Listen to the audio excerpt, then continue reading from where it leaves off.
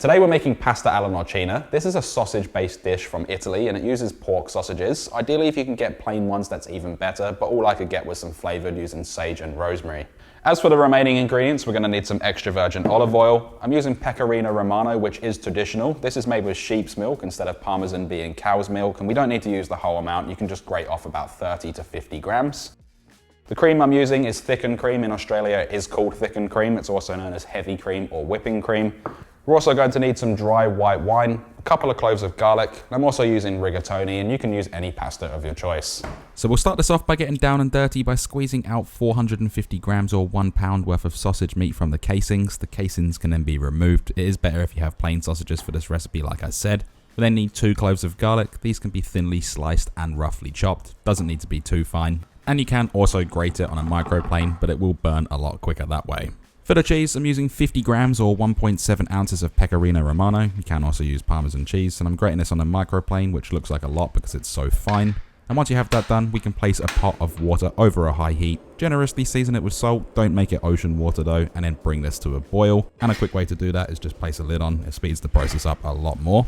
Then what we can do is add in 400 grams or 14 ounces of penne or rigatoni. Like I said, I'm using rigatoni, and cook this for 1 minute less than the packet instructions.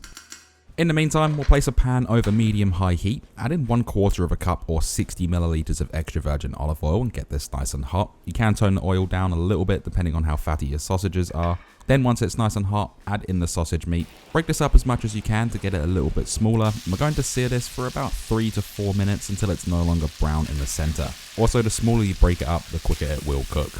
Next to go in is the garlic. Cook this for 1 minute, then we can deglaze the pan with half a cup or 125 milliliters of dried white wine. We're going to allow this to come to a boil. This is going to rip off all that flavor that's stuck to the bottom, and cook this for 2 minutes to reduce. At this stage, add in half of the pecorino or parmesan along with seasoning to taste. Mix that through and allow the cheese to melt, as well as allowing the wine to deglaze at the same time. And you should have a nice thick mixture at the bottom of the pan.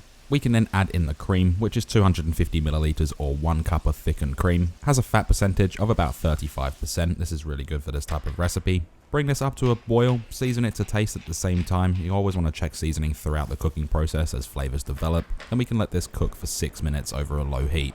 Going back to the pasta that's been cooking for 1 minute less than the packet instructions, I recommend scooping out about a cup's worth of the pasta water. We'll use this to thicken our sauce later on. Then we can drain the pasta, then go back to the sauce. Mix this around one more time, make sure it's nice and thick, check it for seasoning. Then we can add in the remaining parmesan or pecorino. Mix this through for about 30 seconds to allow the cheese to melt. Also at this stage, keep the pan over a low heat. We don't want anything to burn or the cheese to become really stringy. Let's then add the drained pasta into the sauce. Mix this around, cook it for 1 minute for that pasta to continue cooking and for the sauce to completely coat the pasta. Then we can start adding in a little bit of that pasta water at the same time, just to thicken the sauce, get the consistency that you're after. You want it to be creamy, but you don't want it to be dry. This part is all about finding the consistency that is right for you. Double check it for seasoning one last time, and this can then be removed from the stovetop. Now regarding portioning this, you should easily get 4 portions out of this. I make my portions massive all the time and only end up getting about 2.